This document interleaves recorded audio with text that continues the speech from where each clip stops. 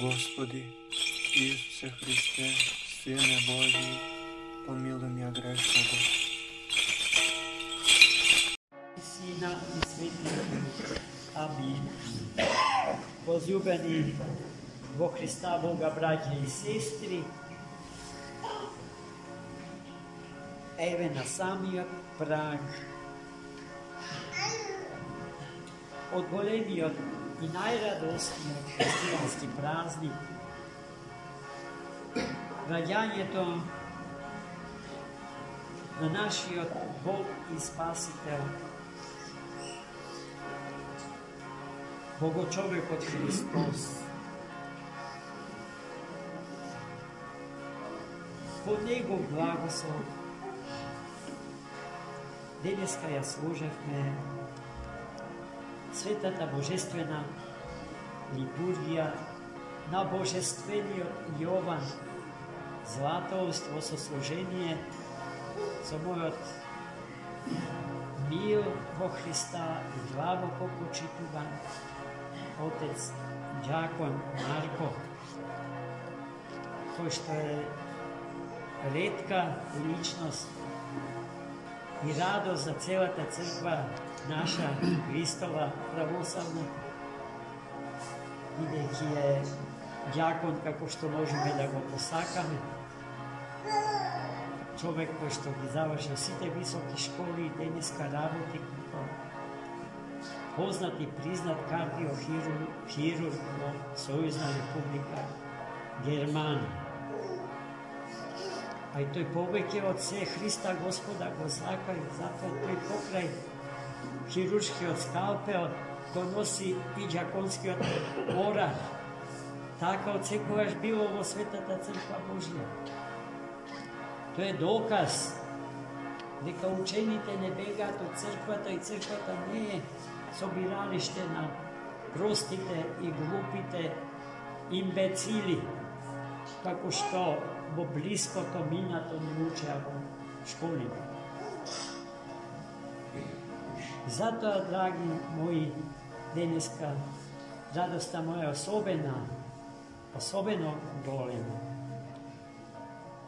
Потоа во овој ден се собрани неколку значајни настани од свештената историја на црквата. Оваа недела, наспроти неделата што измина, Светата Црква ја посветува на сите свети отци.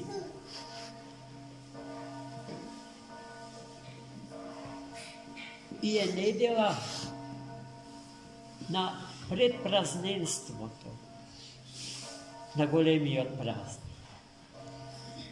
И најпосле, во овој ден, Христос Бог благослови да го славиме нашиот духовен татко и покрстител, рамен на апостолите, Наум од Охрид, чудотворец. Нашиот комшија, јас така си ги викам, Свети Климент и Свети Наум се наши калишки комши. Видете колку радости Господ собра во еден ден. Концентрацијата на радоста е понекогаш толку голема што нашите битини потенцијали се премали да ја износат таа сили. Во хагиографската литература се познати примерите. Кога не пресушите потоци на благодат Божја и радост Господња ќе наидат во животот на човекот во поголема мера од што тој може да носи, и тој застанува човекот свети и осветен од Духот Свет, застанува на колени и го моли Бога да ја подсопри благодатта Божја. Иако во овој свет кој што се суши, како што се суши телото на престарениот човечки организам, а староста на овој свет му даја од преголемото умножување на гревот во светот. А умножувањето на гревот или померата од неговото умножување предизвикува оттуѓување на човекот од самите непресушни извори на животот. Благодатта Господња, која што ни доаѓа од Бога, и таа е нашиот вистински живот. А второ име за благодатта Божја е името љубов, браќи и сестри. Оној кој што има љубов, има и живот. Оној кој што има љубов, има вистински живот. Од сите духовни вредности со кои што човекот располага, живејќи во овој свети век, омеген, детерминиран од времето и просторот на светот во кој што живее, во вечноста со сигурност знаеме дека ќе отиде љубовта. Светата етичка христијанска тријада вера, надеж и љубов, например, ги представува самите благодатни темели и основи врз кои што се поставува животот на секој човек, посебно и на сечовечката заедница. Ама од трите, од таа света тријада на христијански вредности, верата ќе престане да ја има во денот кога ќе се сретниме со оној во кој што верува. Надежта ќе ја изгуби смислата од понатамошно постоење во денот кога ќе го видиме и ќе се сретиме со оној во кој што се надева. А љубовта продолжува вече. И само делата на љубовта останува во веки. Делата на љубовта не ги чуваме во трезорите на овоземските банки, како што ги чуваме еврата и долари. Делата на љубовта се чуваат во трезорите на небесната банка и со тоа духовно злато се купува вечност. Да се трудиме да му бидиме достојни на Христа Господа, нашиот животодавец, лекар и спасител. Достојни во себе. Затоа овој ден што го чекаме со голема подготовка, на овој ден му предходеше 6-неделен пост. И за сите овие 6 недели ние се трудевме на трешноста од нашето битие и личност да ја исчистиме од се што е нечисто и гнасно. За тој, домакинот на светов и господарот на животот наш, да влезе во чистите духовни предели на нашата личност. Онака како што ќе направиме една груба споредба, кога нашиот дом го посетува најмилиот меѓу луѓето, кога сестрата го чека братот, таткото синот или синот таткото од некаде, некоја далечна земја или од некој, после некој важен, историски значаен настан за семејството. Ја чисти, ја средува куќата, да биде што е можно полично, полубава, за во неа разубавена и различена да дојде сакан гостин. Така и ние, браќи и сестри, треба нашето битие и личност, однате да ги чистиме од гнасотијата на гревот, од сиот оној гревовен гној што се насобира откако ќе станеме немарни и негрижливи кон себе си и кон луѓето со кои што градиме соживот, комуникација и заедница во името на нашиот Господ и Спасител Исус Христос. Во пресред на големиот христијански празник сакам да ви кажам дека во трите дни, првите 3 дни од Божич ќе служиме торжествени свети литургии. Во вторник, во среда и во четврток. Наш сослужител и гостин останува да биде џаконот доктор Марко.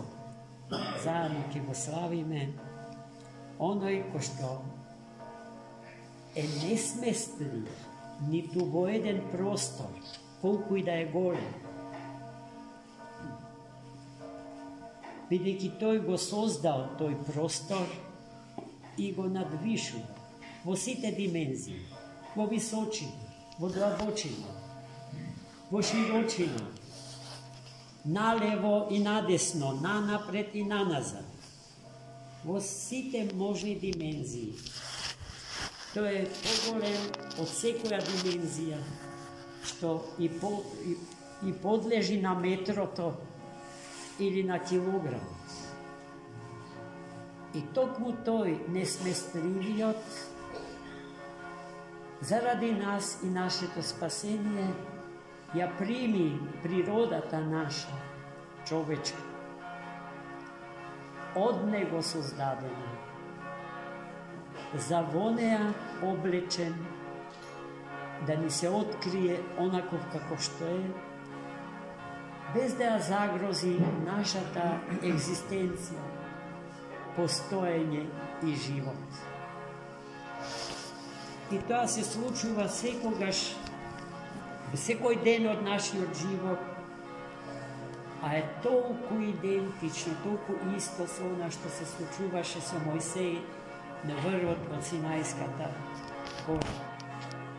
Кога Јахве, троичниот Бог, му се откри, внимавајќи да не му го загрози животот и постоењето.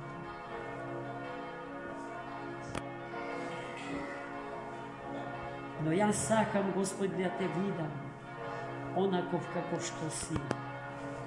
Тоа е името на нашиот Бог. Јахве е оној кој што е. Отецот, Синот и Духот си. А тој на Мојсеја му кажа: